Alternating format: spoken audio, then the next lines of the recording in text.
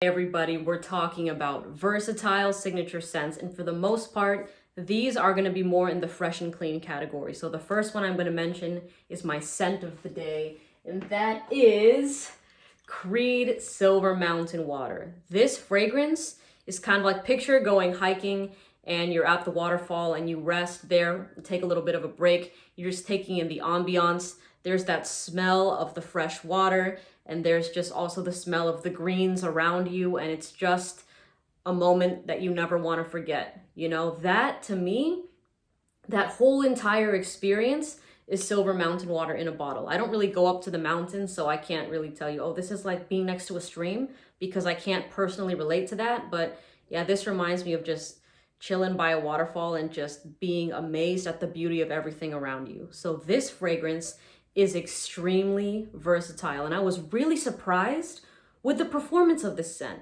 because I sprayed it on around maybe 11:30, and it's past 6 o'clock right now, and this thing is still going off. I have other fragrances that I'm wearing as well, just on my sleeves, and I'm still smelling this pushing off from my skin. I'm blown away with this scent right now, because I've only, I think, ever tested it on my wrist. Today was my full day giving it a wear, and I love it. It's really hard to find a fresh and clean fragrance that has good longevity and just still kind of projects throughout the day. So this one, I give my hats off.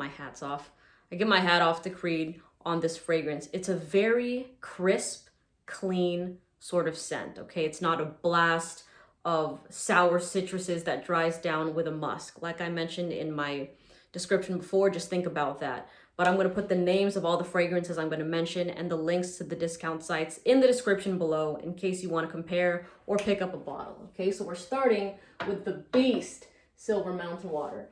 Next, and that's a unisex fragrance, by the way, anybody can wear it. In my hands, I have Amoureuse Femme. And I know you've probably heard a few videos of me before saying that this was an underwhelming fragrance. And to be completely honest, I'm still a little bit salty with this fragrance because I didn't go into smelling it on a clean slate.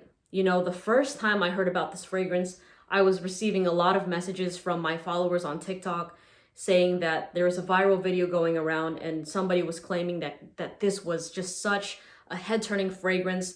Nobody, like, it's something that will separate you from everybody else. It's a 1 in a million type of scent. So my expectations were here. You can't even higher than that when I first was anticipating smelling this fragrance.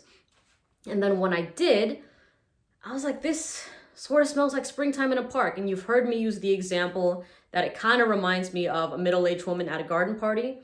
But now that, you know, my wounds are slowly getting salted and I'm just looking at it from a non-biased perspective, if you like floral fresh fragrances like springtime in a park, you will enjoy this fragrance. Because I had some family over last night, and one of my cousins picked this one up and she loved the smell of it. And she, you know, she has springtime in a park, but when she smelled this, her eyes went wide. She's like, oh, that smells so good. I love that. So if you're somebody that loves florals, I think you're gonna enjoy this fragrance.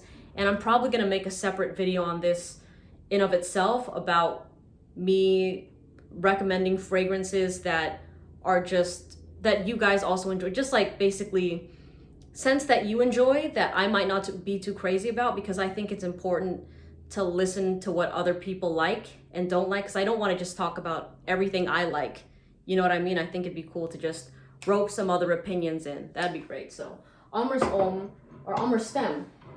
But because I said Amoureuse Homme, I have to mention it. I love this one a gajillion times more than Amoureuse Femme, but this is a soapy, fresh and clean, laundry-like type of scent. If you're a fan of the fragrance L'Homme by YSL, but you want a longer lasting version of that and one with higher quality, this is a fantastic fragrance. Now, I know this one gets dragged through the mud in the fragrance community for smelling too designer-like and being priced high. I mean, I get it, but honestly, this thing smells fantastic. When I've worn it, it was just constant under my nose. You know, I did not really get too nose blind to this fragrance at all. Sometimes it would be a bit softer, and then the next hour it's projecting. I'm just like, wow, the scent is still there. You know, I got around 7-8 hours with this fragrance, and for a freshie, I was definitely impressed was like, man, Om is still going off. I love that scent.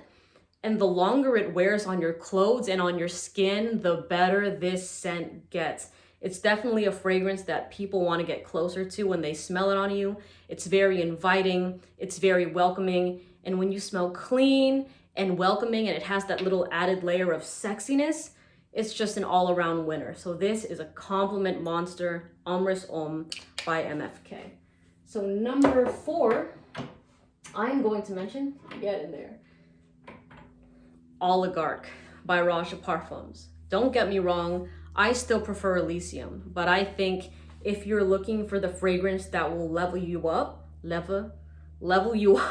from Elysium, this is a great one to go to if you like a green touch in your fragrances. You know, if you like just the fruity cocktail sort of vibe, then stick with Elysium. But if you want a green, almost mossy touch with a cocktail-y sort of vibe, then I think you're gonna enjoy Oligarch.